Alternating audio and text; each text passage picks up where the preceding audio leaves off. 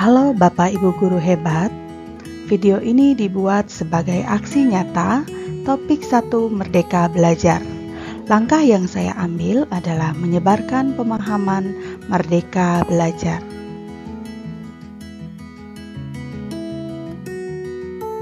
Pada modul 1, kita akan diajak untuk mengenali dan memahami diri sebagai pendidik.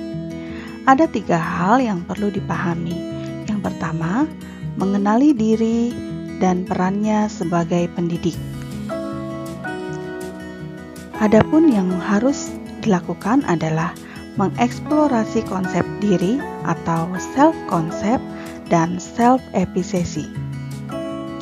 Membedakan antara peran guru, pendidik, dan fasilitator.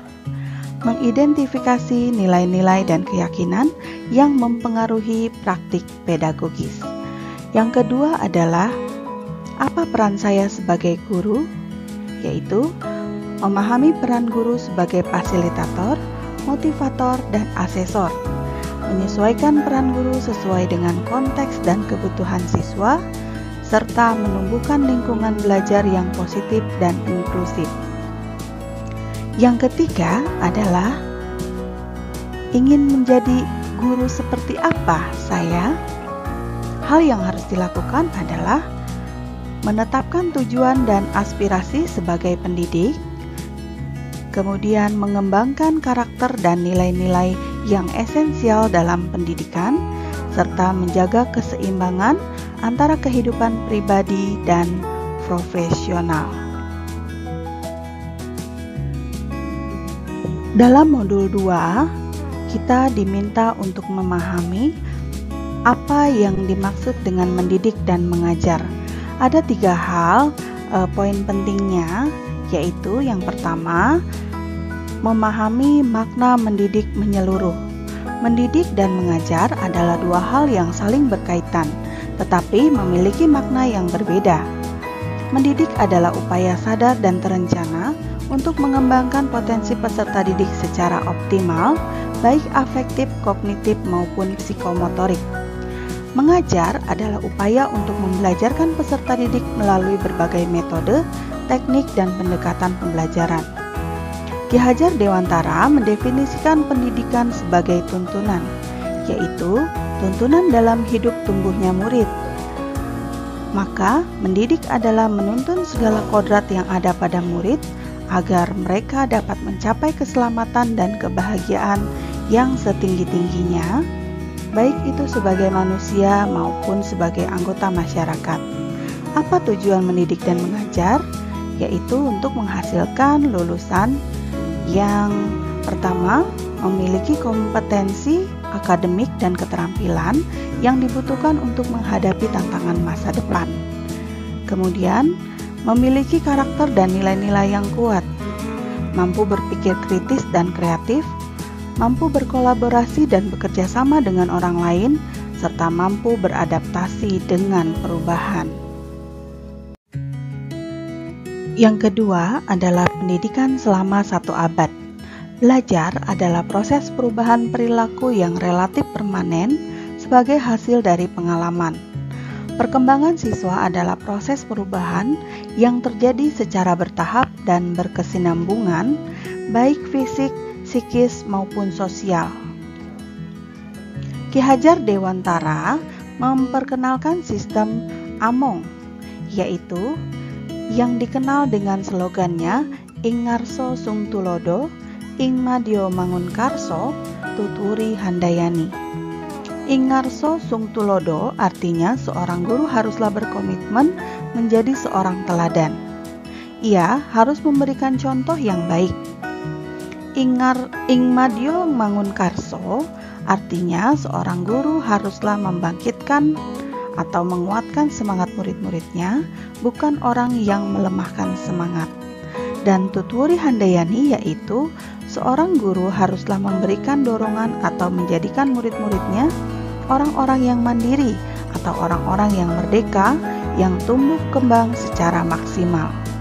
Menurut Ki Hajar Dewantara, pendidikan yang sesuai dengan bangsa kita adalah pendidikan yang humanis, kerakyatan, dan kebangsaan. Untuk mencapai semua dasar utama yang dicita-citakan oleh Ki Hajar Dewantara, yaitu kemerdekaan setiap murid yang mampu mengatur dirinya sendiri agar murid-murid berperasaan, berpikiran, dan bekerja sama merdeka dalam ketertiban bersama demi mewujudkan cita-cita pendidikan nasional.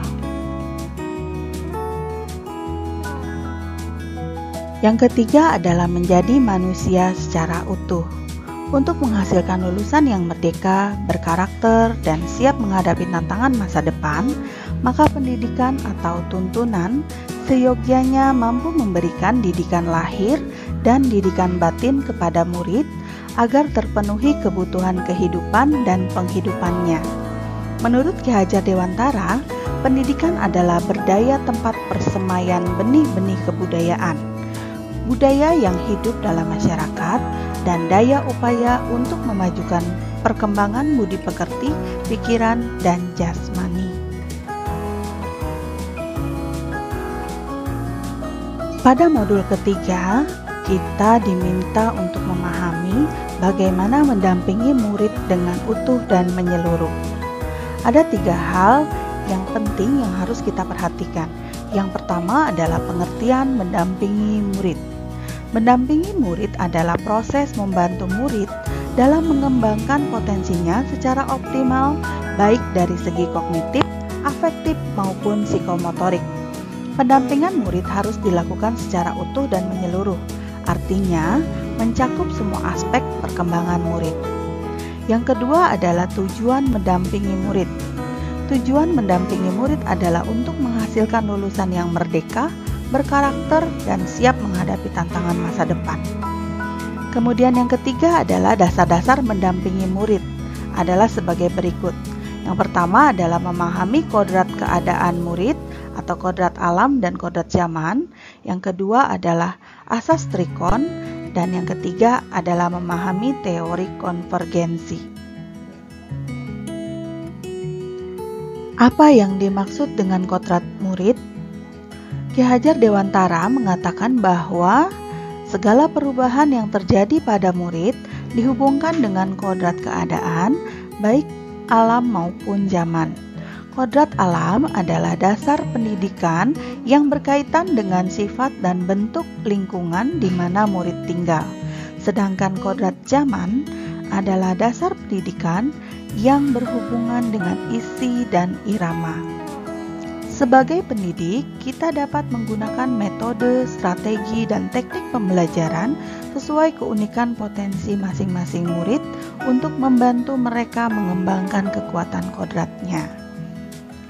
Nah, bagaimana cara menghubungkan dasar pendidikan murid dengan kodrat alam dan kodrat zaman? Jawabannya adalah murid dengan kodrat alam perkotaan sejatinya dilihat sebagai bagian dari masyarakat perkotaan.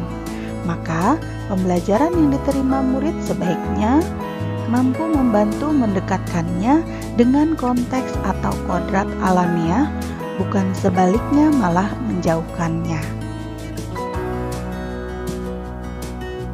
Selanjutnya adalah trikon.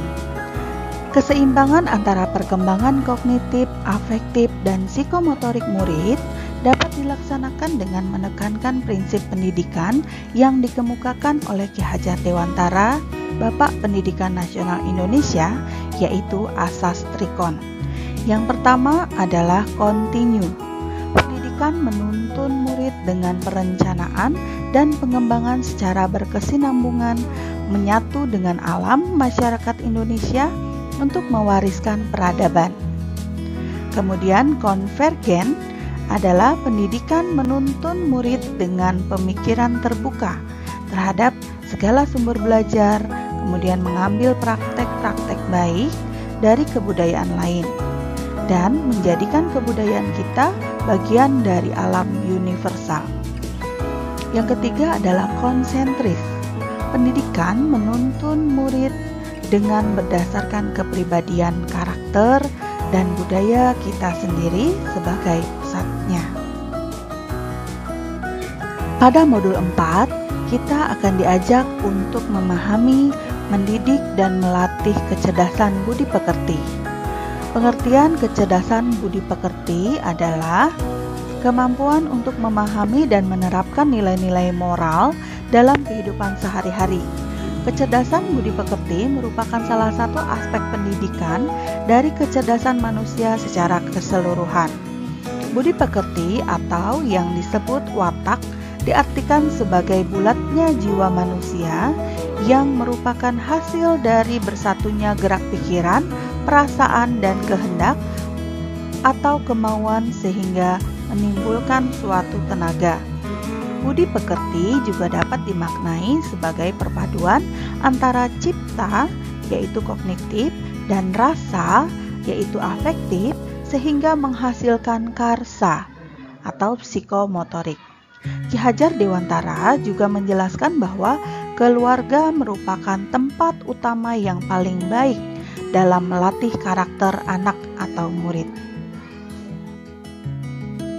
Pendidik harus mampu memahami kemampuan kodrat anak atau murid sebagai individu yang sadar, mampu memikirkan, memahami, merasakan, berempati, berkehendak, dan bertindak semestinya dapat kita tanamkan dalam benak kita sebagai pendidik.